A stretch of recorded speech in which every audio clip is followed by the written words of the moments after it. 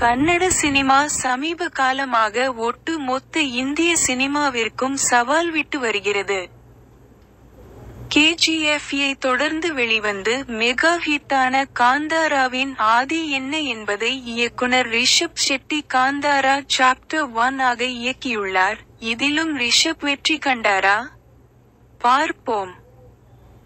படத்தின் ஆரம்பத்திலே பாங்கரா பகுதியை சேர்ந்த அரசன் காந்தாரா பகுதியை தாக்கி அங்கிருக்கும் பொருட்களை எடுக்க வருகிறான். அப்போது காந்தாராவை காப்பாற்றும் கடவுள் அவர்களை விரட்டியடித்து பேராசை பெறும் அரசனை அங்கேயே கொல்கிறது.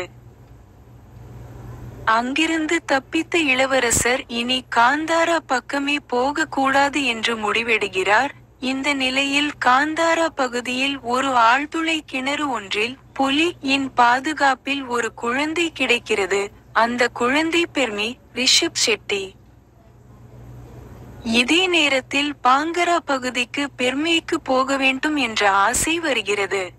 அந்த நேரத்தில் பாங்கராவில் தற்போது இருக்கும் அரசன் பொழுதுபோக்கு வேட்டைக்கு காந்தாரா வர அங்கிருந்து அவர்கள் பெர்மி வால் துரத்தி அழிக்கப்படுகிறார்.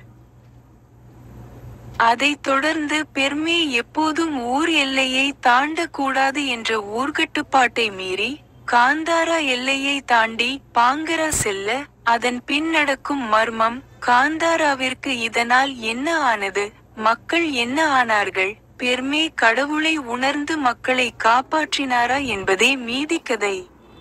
ரிஷப் ஷெட்டி பெர்மி கதாபாத்திரத்தில் மொத்த படத்தையும் செதுக்கியுள்ளார்.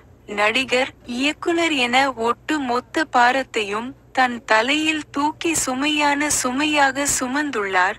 ஒரு காட்டுப்பகுதி வாழும் மனிதனாக அப்படியே கட்டுமஸ்தான உடலில் மிரட்டியுள்ளார். அதிலும் தெய்வம் அவர் மீது இறங்கும் நேரம் சண்டை காட்சிகள் எல்லாம் அசுரத்தனம். இதை தாண்டி படத்தில் நடித்த அனைவருமே முழு சிறப்பையும் கொடுத்துள்ளனர். எப்போதும் தண்ணியில் மிதக்கும் சுயபுத்தி இல்லாத ராஜசேகரன் என்கிற அரசர், தன் ராஜ்யம் தன் மகனால் இப்படி சீரழிகிறதே என்ற ஏக்கத்துடன் ஜெயராம் என அனைவருமே சிறப்பாக நடித்துள்ளனர். இவர்களை தாண்டி ருக்மிணி என்ன அவர் பாட்டுக்கு வருகிறார், ரிஷப் ஷெட்டியுடன் சிரித்து பேசுகிறார் என்று பார்த்தால் கிளைமேக்ஸ் டுவிஸ்டில் ருக்மிணியும் தன் பங்கிற்கு மிரட்டிவிட்டார். படத்தின் மிக பெரும் பலமே ஆர்ட் தான். அப்படியே அந்த காலத்தை செட் ஒர்க்கில் கொண்டு வந்து அசத்தியுள்ளனர். அதோடு VFX காட்சிகள் ஹாலிவுட் தரம். தேவாங்குகள் இடைவேளை வரும் காட்சி, புலி வந்து காப்பாற்றுவது, கிளைமேக்ஸில் அந்த குகையில் வரும் விஷயம் என அனைத்தும் பிரமாண்டத்தின் உச்சம். காந்தாராவில் உள்ள ஈஸ்வர பூந்தோட்டம், அதை அடைய நினைப்பவரை தெய்வம் என்ன செய்யும் என்ற கான்செப்டில் அத்தனை கிளைக்கதைகளை உருவாக்கியது ரிஷப் அண்ட் புத்திசாலித்தனம். இத்தனை அம்சங்கள் படம் முழுவதும் இருந்தும் முதல் பாகத்தில் இருந்த யதார்த்தம் கொஞ்சம் மிஸ்ஸிங். கிளைமேக்ஸ் சண்டை காட்சி பிரமிப்பு என்றாலும் முதல் பாகத்தில் இருந்த ஒரு யதார்த்தம் இல்லை. இசை, ஒளிப்பதிவு என அனைத்து technical work இம்பிரமாதம். Claps.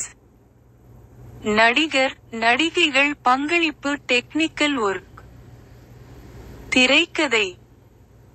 Tamil dubbing super, அதிலும் மணிகண்டன் வாய்ஸ் செம. பல்ப்ஸ்.